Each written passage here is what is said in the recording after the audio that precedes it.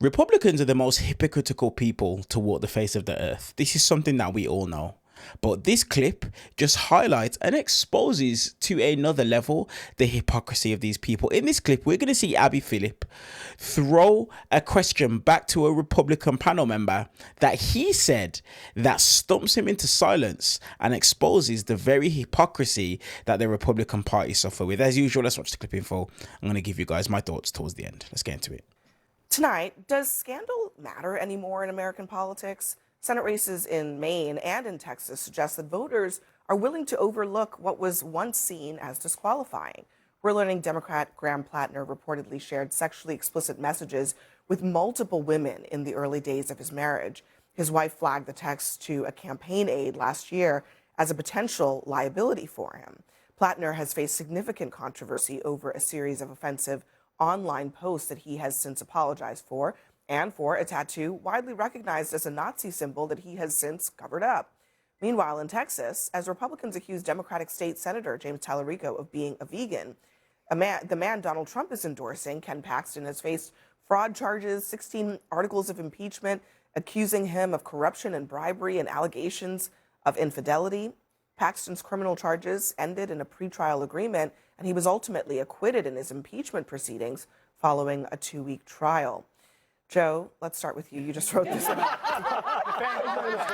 Yeah, Joe. You know all about Joe, you know about bribery, corruption. Not you, Joe. The other Joe. Okay, which one? That's right. This one. Joe, let's go to you, Joe. You wrote a book called Life of the Party, How the Democrats Lost America's Trust and How They Can Win It Back. What is your take on this Graham Platner situation and the fact that Democrats are doing what I would argue maybe Republicans have been doing since 2016 and just saying, they're shrugging. Yeah, there's a lot to unpack here, right? And I'll withhold my comments about the Republican Party speaking from the high ground of moral clarity, which I don't believe that they do, considering the candidates that are running this cycle under the Republican banner. But I want to speak specifically to the Democratic Party. And look, because of last cycle and the ones leading up to, I think the bar for entry, the Democratic Party, has been placed so low because we put it there. Democrats right now just want a candidate who can, speak plain English and communicate to voters and be authentic and talk about issues that resonate with people, not, these obtuse issues like whether it be like, save democracy and so vague. They want actual things that can drive down the cost of price and make life affordable and just speak like a normal American and enter Graham Platner, and so I think he's enjoyed a lot of that success, mainly as a Democrat, because he doesn't sound like a Democrat and he doesn't look like a Democrat. And I think that says a lot about where the party currently is right now. But is it a good thing or is it a bad thing? Well, because when you put the bar low, then anybody can jump over. It needs a reset. It needs people, though, who can speak normally and not talk down to people and not talk at them or above them, but can communicate with voters and then can speak to the issues themselves. And again, it's been reset, of course, but we're going through that process right now, considering everything the Democratic Party came through in 2024 with Biden and then Harris. But I think we have lost the plot on authenticity. I think Graham Platner is cosplaying working class. He wears it like a Halloween costume, and that has been placed on him by the same people who have run a lot of progressive candidates across the nation. In this pursuit of getting to know the everyman, we keep picking these people who I think show the worst parts of society. If I am to believe that Graham Platner can relate to everyday Americans, then that means I am to believe that everyday Americans are okay with Nazi tattoos because they get them accidentally when they're drunk, or because they served in the military. They have very regressive views on race and on gender.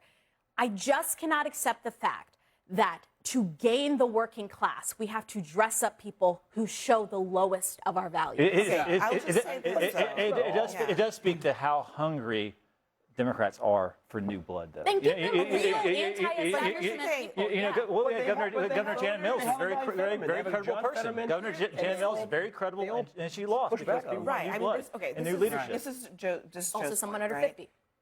Voters have a say in this. And if you look at the numbers, Graham Platner, he has only gotten more popular, since the controversy, since the tattoo, since all of it. That's a real thing. And then, down in Texas, you know, where Ken Paxton was going up against John Cornyn, all of the dirt is out there on Ken Paxton. And I was looking at some favorability and unfavorability numbers for the two of them, Paxton and Cornyn, and voters are just as favorable toward Paxton as they are to Cornyn. They are not the same. But voters don't seem to care about the scandals. Well, I would be very clear. They are not the same. Ken Paxton was acquitted at his trial in the Senate of the crimes he was accused of. But his wife has accused him Democrats of his wife has accused him of things that has led her to seek a divorce on biblical grounds.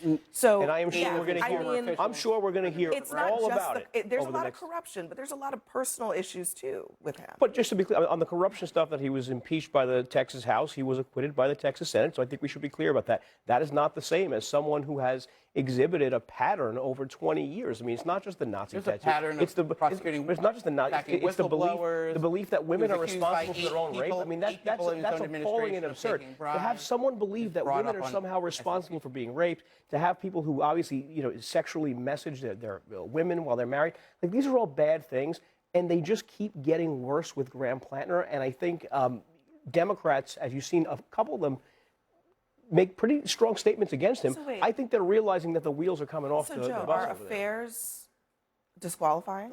This one.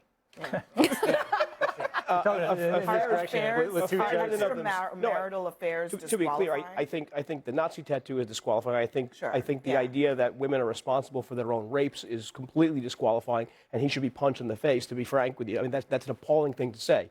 I think that's different from someone who's accused of bribery and was acquitted. I think that's someone who has issues with his wife that we're going to all hear. We are going to hear all about Ken Paxton's divorce as the trial, I believe, even starts while he's campaigning.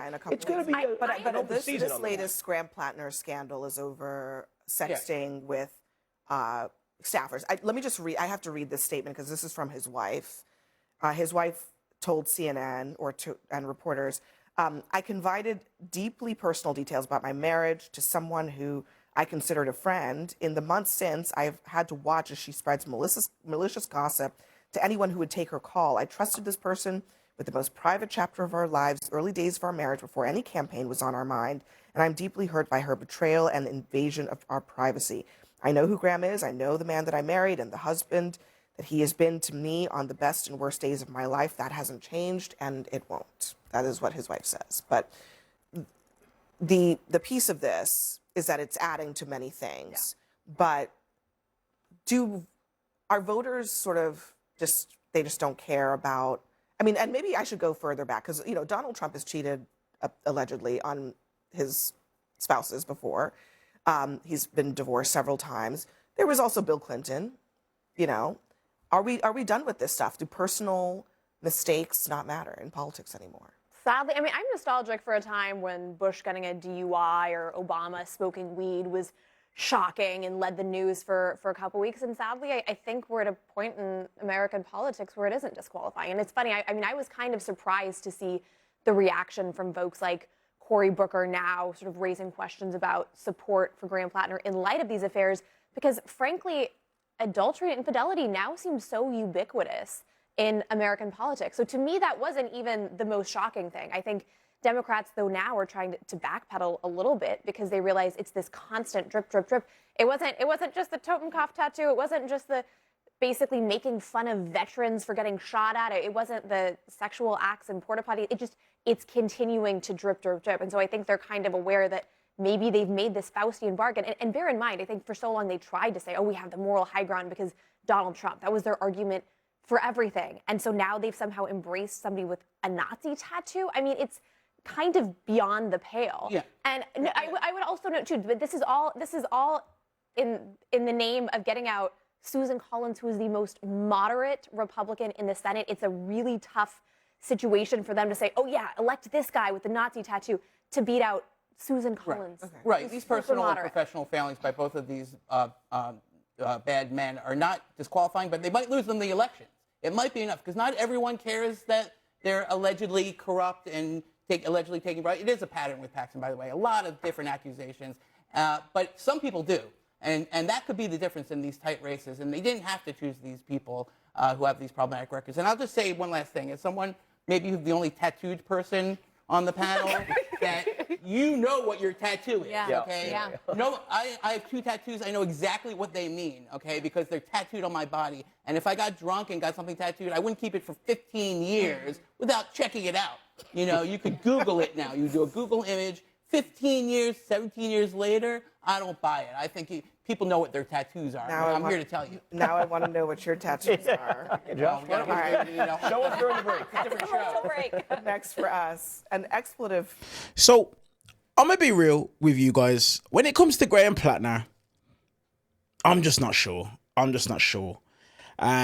Let me know your guys' thoughts in the comment section below. What's your opinion now when it comes to Graham Platner? I'm gonna pin that question below. I want to know your guys' thoughts. But what I want to highlight and focus on in this clip is the hypocrisy of Republicans. You see, did you see how he had to think and stop and think to himself when Abby Phillip asked that question? Is extramarital affairs, is that disqualifying?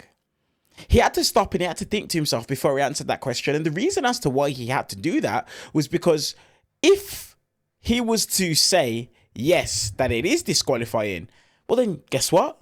The cult leader himself shouldn't be in the position that he's in.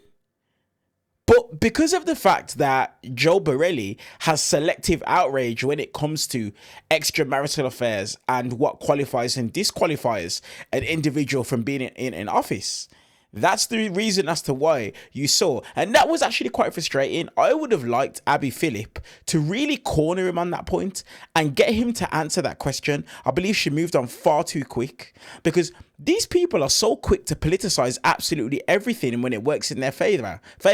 But then when it goes against them, well, look at the way that it is that they conduct themselves.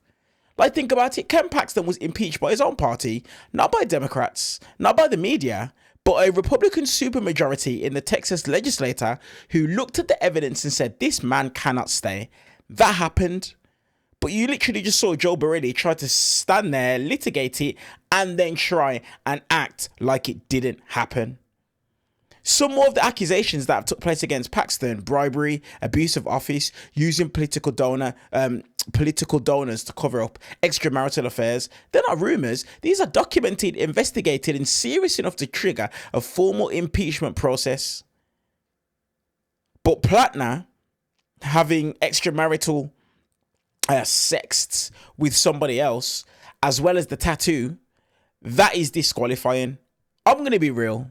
If he knew what he was doing, I don't really see how he didn't, but if he knew what he was doing with that tattoo, that alone should have been disqualifying. But unfortunately for Republicans, they have set the standard with the man who sits in the Oval Office right now. Like, they have set the standard. So they should understand why people think and feel the way that it is that they do. Honestly, these guys will defend absolutely anything. But then when it's on the other side, they literally try and stand there and act like, you know, it's absolutely crazy and it's out of this world. They set the bar so low in their support of Donald Trump. But yet still they question people's loyalty and people still batting for Graham Platner. Let me know your guys' thoughts in the comment section below. See you guys in the next one.